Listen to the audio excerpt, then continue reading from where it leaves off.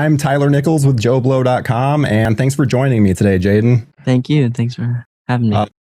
First of all, I saw the movie just a couple days ago and absolutely loved it. I thought you did a fantastic job, and I would rank it amongst my favorite King adaptations. So I was curious as to what interested you in this story, and specifically the character of Craig. Those answers are sort of tied together because I think what Stephen King is, what makes him special as a writer is his ability to create these characters that feel very real. And Craig was one of those characters that very complex. He's very far from perfect, which I loved. Of course, all actors want some sort of edge or, something they can play with. But, for the most part, he starts out as this timid, sort of loving person. And eventually he grows to be a little bit more confident. And then, he makes a lot of mistakes along the way, and huge mistakes that are affecting other people's lives. And he has to deal with those consequences and the weight on his shoulders. He deserves it in a way. And you see him grow. He thinks he can take things in his own hands. He thinks he's growing faster than he is, but he realizes he's still a kid, which is something that I think a lot of people at that age have to deal with, including myself at 19 and Craig at 18. It's just, that's what happens when you're growing up. And I just love that. I love that he's not he's not this knight in shining armor. He tries to be, but he messes it up and ends up hurting people. Well, and I'm curious too, Colin O'Brien plays a younger version of your character, and obviously de-aging CGI has been such a big thing, which was even done with you on It Chapter 2. I'm curious, was there any conversation of you playing that role, the younger version? No. I think Colin did a great job. It was interesting because I still do play. I play 15 or 14 to 18. Mm-hmm. And we sort of were working on, just the little changes of style and the hair changes. But also John and I we had a lot of conversations about how his attitude changes and his posture. And, I think I got a little in the moment when you're filming. It's like hard to remember where you're at. I had John as a reminder. Yeah, no talks of CGI per se. Well, and your friendship with Donald Sutherland's Mr. Harrigan is absolutely the core of the story. And I know that he had wonderful things to say about you. So I'm really curious as to what time you had working with such a legend, and if you had any nuggets of wisdom that he left on you. Wait, what did he say about me? Oh, do you want to know? He said that you are a fantastic actor. Oh, he was blown away by you. That's amazing. That's amazing.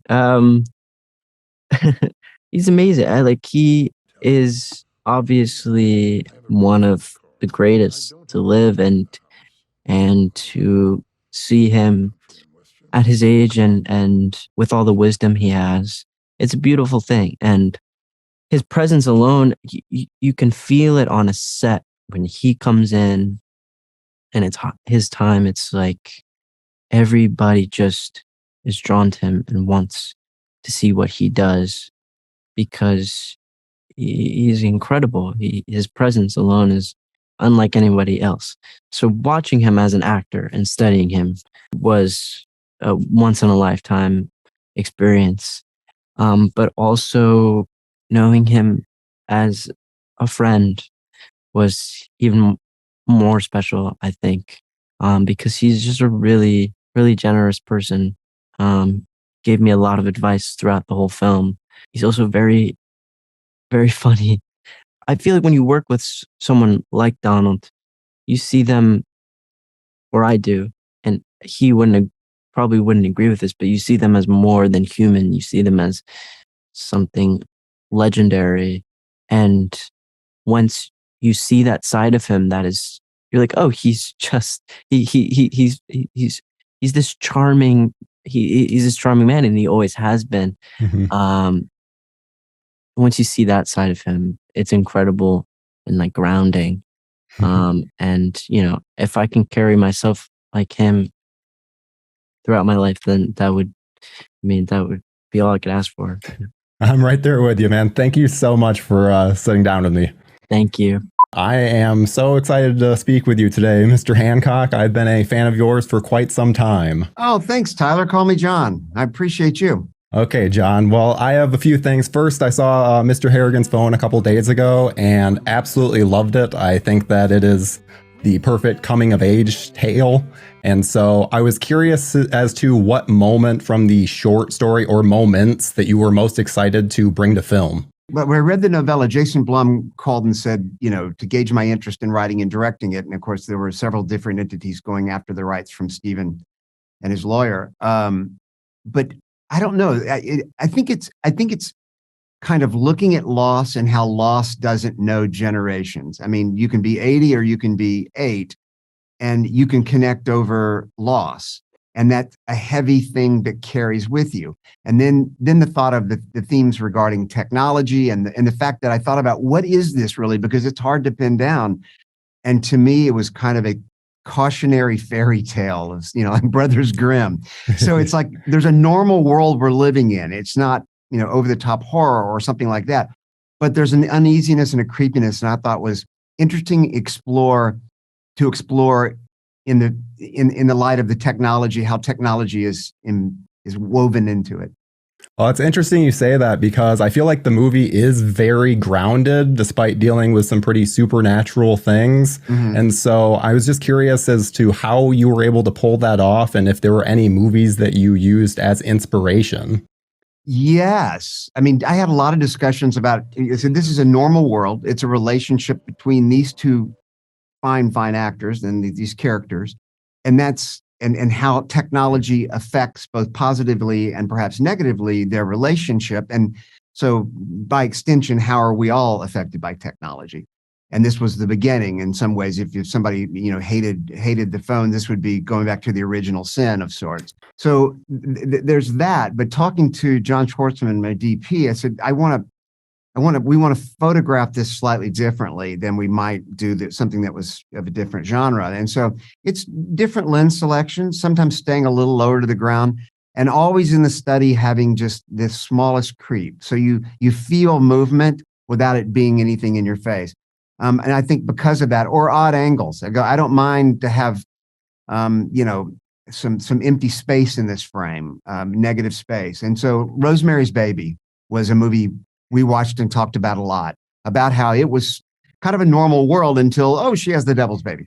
Mm-hmm. But before that, it's all kind of a normal world, except for the fact where Polanski put the camera. And it just has you doing this a little bit sometimes. So I was also curious, since you wrote and directed, were you able to pick Stephen King's brain apart at any point during this process?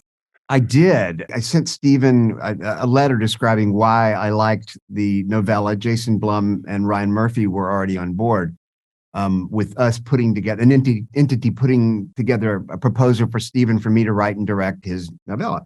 And so he was great from the very start. And we, even though we've never met in person because of COVID, we have I think a friendship. I mean, I would consider it a friendship. I hope he would too, because I kept him involved and he kept me involved with thoughts. And any question I had, within 5 minutes, he would email me back and I would send him pictures from locations. Does this look like Howie's Market to you? The one that was in your mind's eye. You created this. It didn't exist. So tell me, does this look right? And he would say, yes, that's perfect. And I go, well, can we add? He goes, if it had this, that would be even better. So he was very, very helpful. And then, thankfully, when I finished the script, he read it and gave it a thumbs up. And then he's seen the movie and really, really loves it. So that's good. Well, that's awesome to hear. It is one of my favorite King adaptations, so you should be very proud. Oh, thanks. Final question. I was curious, what was it like working with such a legend in Donald Sutherland?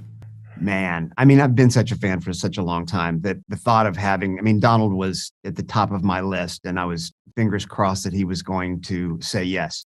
And he did. And he was just one, obviously so talented and sharp as he can be, and so generous to the crew. You know, his nickname for me was Governor. So I hear him from the other room, Governor, I have a question. And it was just, I go, Donald Sutherland is calling me Governor. I said, this is, how great is this? This is all, I have a great job. And he would come in and whisper things to me. And, you know, one of the things he whispered after about the first day he had worked with Jaeden, when he goes, Jaeden is a fine actor. He goes, he is challenging me in all the right ways. So anyway, I loved my time with Donald, and we still stay in touch.